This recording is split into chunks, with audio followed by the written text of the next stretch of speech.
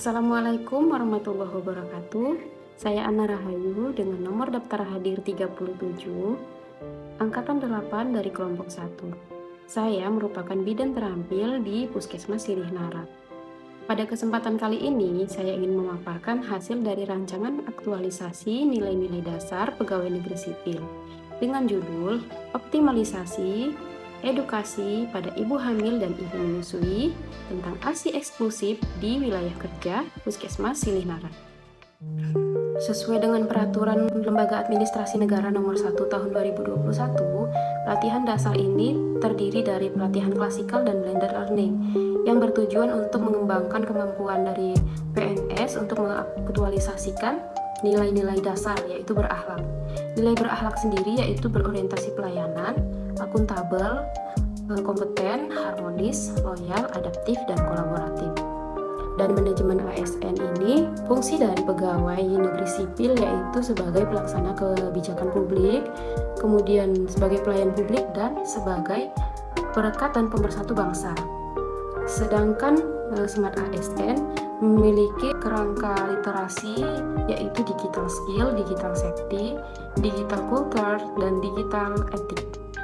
Selanjutnya tujuan dari aktualisasi ini yaitu untuk dapat menerapkan nilai-nilai dasar, selanjutnya meningkatkan peran dan kedudukan dari ASN, dan dapat menemukan pemecahan isu dari aktualisasi ini.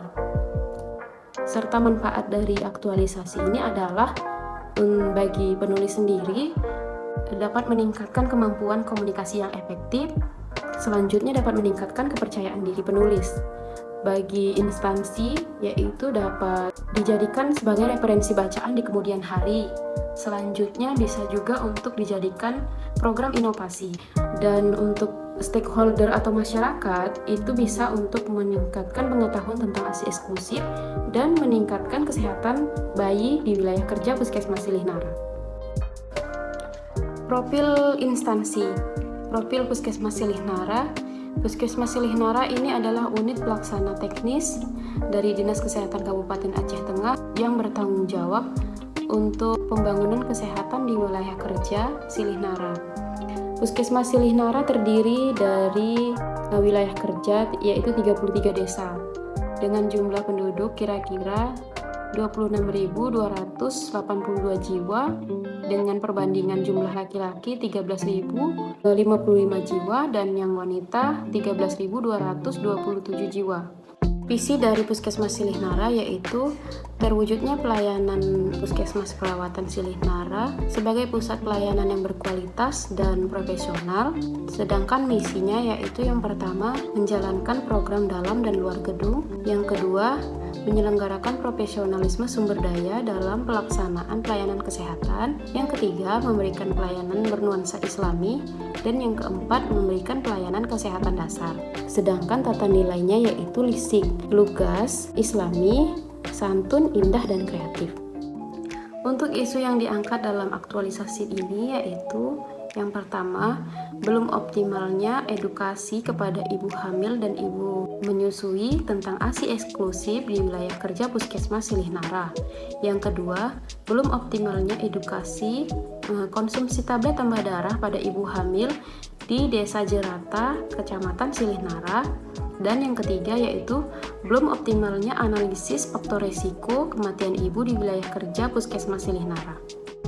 Identifikasi kondisi saat ini yaitu keterkaitan isunya berkaitan dengan peran dan kedudukan manajemen ASN, di mana isu yang pertama ini belum optimalnya edukasi pada ibu hamil dan ibu menyusui tentang ASI eksklusif di wilayah kerja Puskesmas Silih Nara, yaitu kondisi saat ini masih ada ibu yang memberikan makanan pendamping ASI pada bayi usia 0-6 bulan. Dampaknya dirasakan pada ibu dan bayi.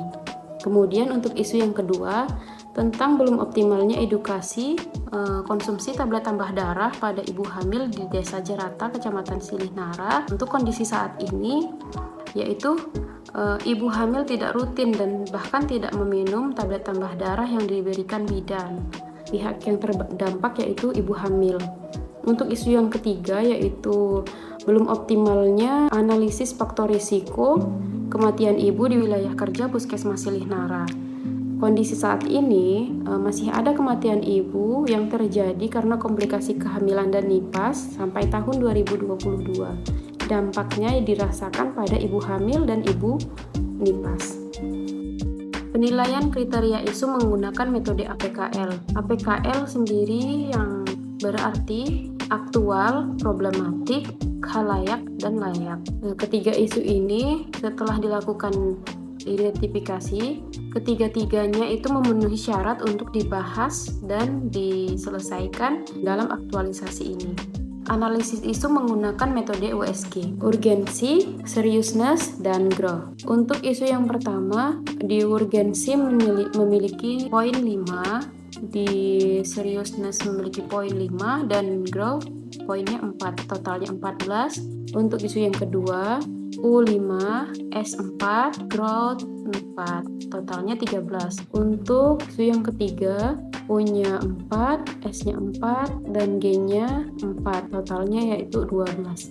Jadi untuk rankingan yang tertinggi adalah isu yang pertama. Jadi yang dapat diangkat dalam aktualisasi ini yaitu isu yang pertama, yaitu belum optimalnya edukasi pada ibu hamil dan ibu menyusui tentang ASI eksklusif di wilayah kerja Puskesmas Silih-Nara. Analisis isu menggunakan diagram Fishbone. Diagram Fishbone digunakan untuk menentukan dari penyebab isu yang terjadi. Yang pertama, materialnya tidak tersedia leaflet tentang ASI eksklusif.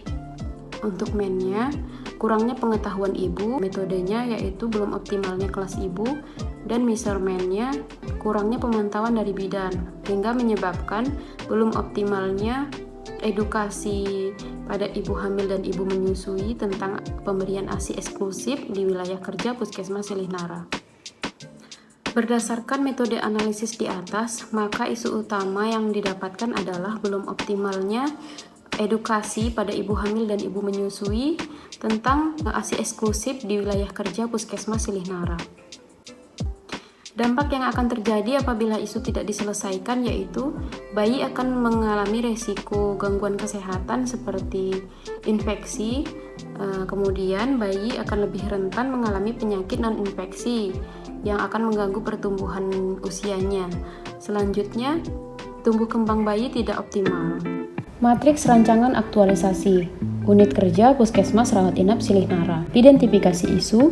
Yang pertama, belum optimalnya edukasi pada ibu hamil dan ibu menyusui tentang ASI eksklusif di wilayah kerja Puskesmas Silih-Nara. Yang kedua, belum optimalnya edukasi konsumsi tablet tambah darah pada ibu hamil di Desa Jerata, Kecamatan Silih-Nara. Dan yang ketiga, belum optimalnya analisis faktor risiko kematian ibu di wilayah kerja Puskesmas Silih-Nara. Isu yang diangkat yaitu belum optimalnya edukasi pada ibu hamil dan ibu menyusui tentang ASI eksklusif di wilayah kerja Puskesmas Silih-Nara. Gagasan kreatif pemecahan isu yaitu optimalisasi edukasi pada ibu hamil dan ibu menyusui tentang ASI eksklusif di wilayah kerja Puskesmas Silih-Nara. Rancangan kegiatan aktualisasi. Untuk kegiatan yang pertama, yaitu persiapan pelaksanaan penyuluhan. Tahapan kegiatannya berkoordinasi dengan mentor, membuat daftar hadir peserta penyuluhan, dan membuat SAP. Outputnya, disepakatinya hari untuk melakukan penyuluhan, daftar hadir, dan SAP. Keterkaitan dengan substansinya yaitu berorientasi pelayanan, harmonis, loyal, dan kolaboratif. Selanjutnya, penguatan nilai organisasinya ini, kegiatan ini menerapkan nilai kompeten. Untuk kegiatan yang kedua, membuat leaflet tentang ASI eksklusif. Tahapan kegiatan yang pertama menyiapkan materi tentang ASI eksklusif, membuat desain leaflet, berkonsultasi dengan mentor dan bidan senior di ruang kesehatan ibu dan anak, dan mencetak leaflet. Outputnya, adanya konsep tentang leaflet yang akan dibuat, menerima masukan dari mentor dan bidan senior mengenai isi dan desain gambar dalam membuat leaflet. Leaflet sudah tercetak. Keterkaitan dengan substansinya yaitu berorientasi pelayanan, akuntabel, harmonis, loyal, adaptif, dan kolaboratif. Penguatan nilai organisasi, kegiatan ini menerapkan nilai kompeten dan adaptif. Kegiatan yang ketiga yaitu memberikan penyuluhan kepada ibu tentang pemberian ASI eksklusif. Tahapannya, mengumpulkan ibu hamil dan ibu menyusui pada kegiatan posyandu, membagikan leaflet tentang ASI eksklusif pada ibu hamil dan ibu menyusui, memberikan penyuluhan tentang manfaat ASI eksklusif dengan menjelaskan isi leaflet yang telah dibagikan, meningkatkan interaksi peserta dengan memanfaatkan kegiatan kelas ibu, membuka sesi tanya jawab mengenai ASI eksklusif. Outputnya, adanya saran dan masukan dari mentor, terjadinya interaksi antara petugas dan peserta, terjadinya interaksi antara sesama peserta, informasi dan edukasi tersampaikan dengan baik. Terkaitan substansinya yaitu berorientasi pelayanan, akuntabel, kompeten, harmonis, loyal, adaptif, dan kolaboratif. Kegiatan ini menerapkan nilai berorientasi pelayanan, akuntabel, kompeten, harmonis, loyal, dan adaptif, serta kolaboratif. Kegiatan yang keempat yaitu berkolaborasi dengan bidan desa dalam upaya pemantauan pemberian ASI eksklusif di desa. Tahapan kegiatannya membuat jadwal temu dengan bidan desa, berkoordinasi dengan bidan desa untuk memantau penerapan ASI eksklusif di wilayah kerjanya, dan yang terakhir memberikan leaflet tentang ASI eksklusif untuk diberikan pada ibu nifas saat melakukan kunjungan nifas atau KF1 hingga KF4. Outputnya, tersepakatinya jadwal temu dengan bidan desa dan leaflet telah diserahkan ke bidan desa. Keterkaitannya yaitu berorientasi pelayanan, akuntabel, kompeten, harmonis, loyal, adaptif, dan kolaboratif. Kegiatan ini menerapkan nilai harmonis, loyal, dan kolaboratif. Jadwal kegiatan aktualisasi. Pada bulan Mei dilaksanakan kegiatan yang pertama dengan tahapan yaitu berkoordinasi dengan mentor, membuat daftar hadir peserta, membuat SAP, dan untuk bulan Juni dilaksanakan kegiatan yang kedua dengan tahapan menyiapkan materi tentang ASI eksklusif, mendesain leaflet, berkonsultasi dengan mentor dan bidan senior, serta mencetak leaflet. Untuk bulan Juli dilakukan kegiatan yang ketiga dengan tahapan mengumpulkan ibu hamil dan ibu menyusui, membagikan leaflet, memberikan penyuluhan, dan mengoptimalkan kelas ibu. Dan untuk bulan Agustusnya dilakukan kegiatan yang keempat, yaitu berkolaborasi dengan bidan desa, dengan tahapan membuat jadwal temu dengan bidan desa, berkoordinasi dengan bidan desa, dan memberikan leaflet pada bidan desa. Terima kasih telah menyaksikan video ini. Mohon maaf apabila ada salah kata dan pengucapan. Wabillahi taufiq wal hidayah. Wassalamualaikum warahmatullahi wabarakatuh.